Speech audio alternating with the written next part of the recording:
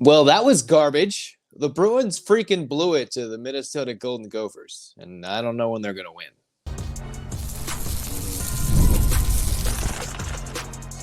You are Locked On UCLA, your daily podcast on the UCLA Bruins. Part of the Locked On Podcast Network, your team every day.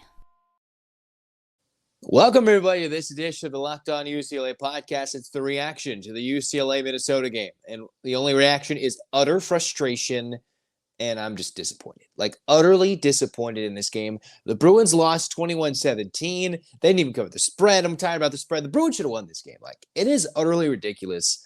The Bruins choked this. All right, they're up 10-0 at the break, gave up 3 second-half touchdowns, did about as every stupid thing in the book in terms of being undisciplined, right? It's one thing to not be talented or as good as the other team. It's one thing to maybe make a physical mistake, there, but they do stupid crap that just pisses me off. And I think should tick off all the other UCLA fans, right? I think the biggest number that should tick aside, and yes, don't get me wrong, I am frustrated. I could look at Garbers and see 3 interceptions. I could see all those things. Cool, right? No, the thing that really makes me mad is the 10 penalties for 105 yards compared to 4 for Minnesota, right? This isn't me saying anything about the refs. This is me. If you looked at those penalties, how many stupid post-play penalties did UCLA have, including the late delay a game penalty, right? A delay game on the defense when Minnesota ran the ball with less than 30 seconds or close to 30 seconds, the clock ticking. They were going to scramble. They had nothing to do. Then they get to have a whole minute to decide about the play. Wait, and the clock doesn't roll until the snap. Because UCLA is going to send the ball, and Arizona had its second goal from the 9. All right, a little more space to work with, but I thought UCLA could have dialed something up there. All right, and let's not forget. I don't know if you saw this at home or at the game, but yes, I know Darius Taylor's a good running back threat as a receiver. He's a good receiving threat as a running back.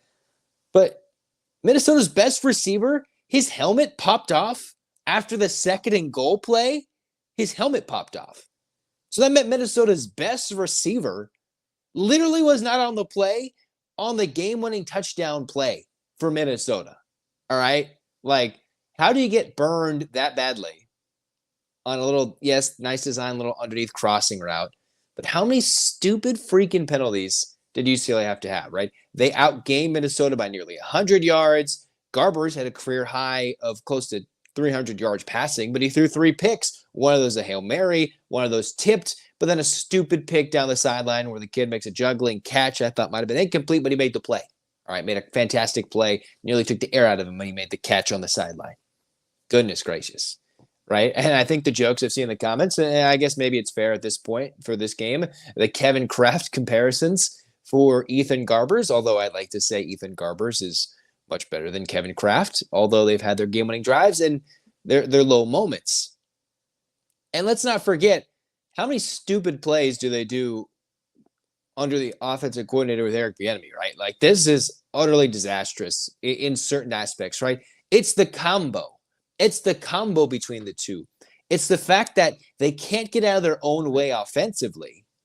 And then when maybe they're moving the ball, then they throw a pick. All right. Let's remember some keys to the game. 1, can UCLA score first for the first time all season? Got the stop, looked good in the first half. They went up 7-0. They actually went up by 2 scores for the first time all season. All right. They scored first and they could not hold on to the lead. My other thing was this UCLA team was facing a Minnesota team that came off 2 weeks where they're facing tough rushing offenses from the defensive standpoint. They allowed, coming into the game, 4 yards per carry. UCLA is one of the worst teams in the country at rushing the football, and that stuck out today when they could not move the line of scrimmage and got maybe, if we're lucky, 30 to 40 yards, mixed in with a couple of sacks there from the Minnesota defense, all right? They couldn't run the ball against Minnesota, who came in giving up 4 yards a carry. Now, albeit that was against USC, who could run the ball a bit, against Michigan, who prides themselves and can only run the football. And then you got a game where it's fairly evenly matched in terms of first downs. UCLA converted nearly half of their third downs. Minnesota didn't convert as many on third down as UCLA tends to give up. So this was a winnable game at home. A little bit of travel, although I don't think the Minnesota to LA travel is as brutal as, say, coming from Penn State to LA, or UCLA in their case going to Penn State or going to Rutgers, right, as they're going to do. Man, that was just how they choked that, all right? You can maybe play it like you do in Madden, or if you do an NCAA football 25 or maybe 14, if you like the OG game, the last OG game, where UCLA had it 4th and inches at their own 11-yard line, where you wonder, do you punt it or do you expect them to score and go for it? That would be a ballsy call to maybe get a first down and try and eat up some clock, or just, play the timing game. And then UCLA burns a timeout before 3rd and goal, only to leave the kid wide open for a touchdown. All right. And I know I will gladly come out and say it. Yeah, I was a proponent of Ethan Garbers, but he came out that first drive and looked good. He looked healthy. And then there's just some things that look dumb. And then there's just some play calls where you're like, what are you doing? Like, what are you doing? You're not even putting your quarterback in the good position because the offensive line can't block for him on 3rd and long consistently when a team brings a little bit of pressure. All right. Another key I was hoping for in this game was UCLA to force some turnovers. Did not happen. They'd rather get a targeting call. They'd rather go and do a bunch of other things. All right. This was brutal. Undisciplined football. All right. Lack of discipline. That was dumb. And let's not forget, man, it was brutal. Let's take a look more some stats right here. Who I'm proud of, this is who I'm proud of. Carson Schwesinger, 2 sacks, 4.5 tackles for loss.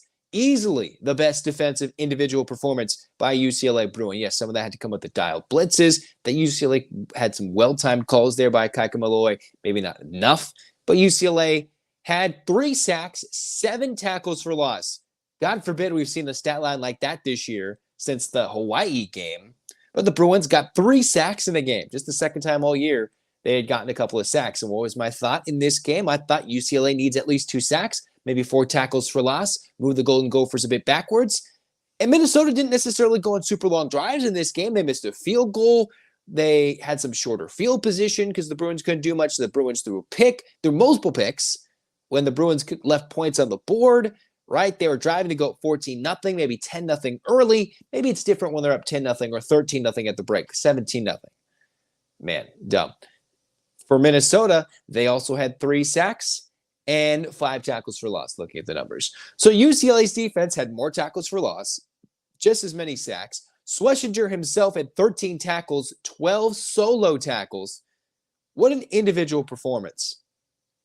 It was nice to see the Bruins get the ball to one of their leading receivers, J. Michael Sturdivant, 100 yards and a touchdown, including a go-ahead at the time touchdown catch. 42-yard bomb. Nice to see them get that accuracy. But, man, how come they can't just go up the middle, get a couple of completions? When Garbers overthrows a guy that's wide open in the middle of the field on a 20-second drill, which is unlikely to come back anyway, but at least put yourself in position, right? Oh, my goodness, dude. This was stupid. And credit Minnesota. They stayed in the game. They punted the football. They knew they didn't have to do anything ridiculous in this game to come out and win a game they were favored to win in Pasadena. And the embarrassing fact is that UCLA, now 0-4, 1-5 overall, a game that they could have and should have won against a now 4-3, 2-2 Minnesota team. Fairly evenly matched. A UCLA team that should have won this game at home. It's ridiculous. Like, these were 2 teams that, like, on the football field, UCLA would beat them a couple of times, maybe a few times if they played 10 times. All right, whether it's neutral field, home and home, I don't care. But for UCLA to lose that game, oh, my goodness. Oh, my goodness. That was stupid. Like, I got no words.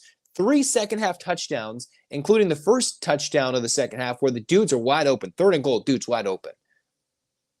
And they didn't even force him to kick. Like, you just knew Minnesota was going to come down and go 60 yards and score a touchdown. You're like, oh, no, maybe. No. Frustrated for the 8 penalties they had in the second half. I just literally let Minnesota back in the game and the stupid plays they did. And just some dumb play calling in certain aspects. I'm going to have to go back and watch the tape. I was there. getting frustrated by stupid kids sitting next to us, just smoking cigarettes like idiots. Man, like, what are you doing? In the stands? What are you doing on the field? What are we doing on the coaching? What are we doing? The only thing I'm going to say about DeShaun Foster in a positive light tonight, because I want to have a positive, there's 6 games in. They're halfway into his first year, so you have to have some semblance of patience. At least the dude's got a backbone compared to Lincoln Riley, all right? Whatever you want to say about the UCLA AD, about the UCLA previous chancellor, about what they have done to support football, the experience of DeShaun Foster, at least he's sitting there answering questions compared to Lincoln Riley's dumb butt, like, oh, I can't answer this question. It hurts my feelings. Oh, my goodness. All right. At least give DeShaun Foster that credit, that he's going out there, sitting there, saying this sucks. This freaking sucks. And Lincoln Riley can't do anything when he blows a freaking 14-point lead at home to Penn State. Give me a break. Remember last year when he tried to kick a beat reporter out? Goodness gracious. All right. So at least give DeShaun Foster all right, he's had half of 1 year to get things figured out. And the biggest question isn't how many wins UCLA is going to get this year. It's what are the personnel decisions he's going to make player-wise? Is he going to go and replace his offensive and or defensive coordinators? All right. I think a little more highly of one than the other. All right. And it's clear it's Akaika Malloy. Bieniemy, man, it was a good hire at the time. I think it was the right hire to go and get a big name and do that. But clearly it has not worked out unless something changes over the back half of the schedule, which is supposedly winnable. But the Bruins have not been able to muster up more than 17 points a game. And their best performances. Their offense is actually much worse than that. And there's a whole debate that I haven't even touched on of the Justyn Martin versus Ethan Garbers.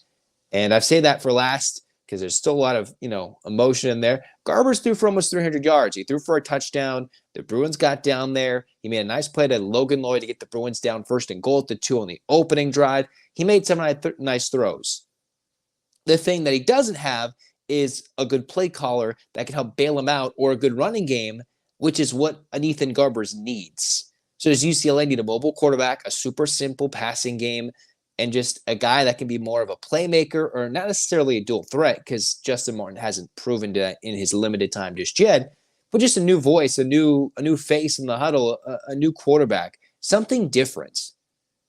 Or is, my hesitancy is why wasn't UCLA having such a quarterback battle between Martin and Garbers in the beginning of the year? Of course, things change over the course of the year, and Garbers has not looked as well as he's had in his senior season. Every single start Garbers has had, I'll tell you the numbers, he's had 2 or more picks or turnovers. He's had at least 2 or more turnovers in every game he's started this year, every game he's played, even the ones he hasn't finished, like the Oregon game. And Martin has come in, and in his one start against Penn State, didn't turn it over. All right, did not turn the football over. So, yeah, I wanted to see Garbers go out there. And unfortunately, it didn't work out. I'd like to see him how he can respond as a leader next week. Remember, that's one of your captains. But again, I say, this is my mind. I know you'll probably disagree with me. Give Garbers that next start against Rutgers, right? Let this team, after a heartbreaking loss, see how they respond in their next game. And then when the bye week happens, that's when you install everything for Martin, all right? Unless Garbers goes completely off the walls, extremely good, that is, I think, a good, ideal, like mid-season switch, like, hey, this is where we're going for the rest of this season. Ethan, thank you for your time, but I'm sorry, which, he's played in now 5 games, which is important because, kids like to play the 4 games, red shirt, right, the COVID. He could have used that, all right, could have used that red shirt, right, because he was a 2020 kid and then played UCLA in 21, 22, 23, 24. The COVID kids could have used that 4-game red shirt. He can't do that. He's burned it. No more years for him. So my thought is give Garbers that next start. See if he can, as a leader of men, a leader in that locker room, turn something of this team that is spiraling out of control in the wrong direction with the inexperience, with the lack of coaching, with whatever, the lack of discipline on this team right now, and turn it into something positive in the next week. Or when the bye week comes, then you completely flip the script. Don't just do this, we want to turn him out now. Give him 2 weeks to be like, this is your chance, right? Because in this year, in 2024, you get 2 bye weeks, and that one's coming up for UCLA. And then you can switch it. You don't have to put anything on tape. You don't have to have the kid go across the country to start a game for his second time in his career. Give it to Garbers. Let him take his licks and wounds, and then reassess during the bye week. All right? Frustrating. All right?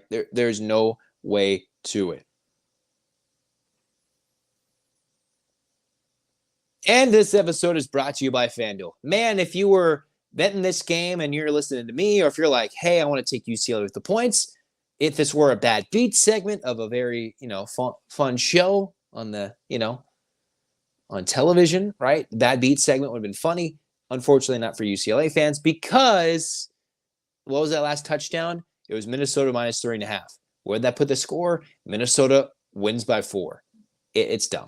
These odds are dumb. But FanDuel, if you placed your first $5 bet and you're a new customer, you could have gotten $200 in bonus bets. So that would have been a fun time to do it, all right? You heartbreak. Maybe you do a bet against UCLA rule or something. You protect your heart with your wallet and get some bonus bets and winning in between. I don't know, but FanDuel is America's #1 sports book. So go check it out and sign yourself up at FanDuel.com. All right? All the places you'll go. Okay? FanDuel.com. Place your first $5 bet and get $200 in bonus bets. Guaranteed. Check it out. FanDuel.com. All right. Monday, we're going to have a reaction of sorts, grade everything. The countdown to basketball season has begun. Maybe not as soon as we would like. But, I've seen John Rothstein tweet about how he's looking at the UCLA roster right now, which means we're getting closer to November, which means we're even closer to March. But still believe in this chance for this season for UCLA. We got to give these players some love and respect and everything in between, all right? Give them some thought. I'm frustrated too. I know you're frustrated, but let's at least still cheer them on and hope they can beat that crappy team across town, because their coach has no backbone, right? He's not answering questions in the media. Easy questions, yada, yada, yada. All right, let's go. All right? Come on, DeShaun Foster. Let's go get some wins, and especially beat that crappy team across town. All right? So get your hands up, Bruins fans. 8-clap team. 8-clap fans. All right? Ready? And 1, 2, 3, 4, 5, 6, 7, 8. UCLA. UCLA. Fight, fight, fight. This has been Locked On UCLA. Zach signing off.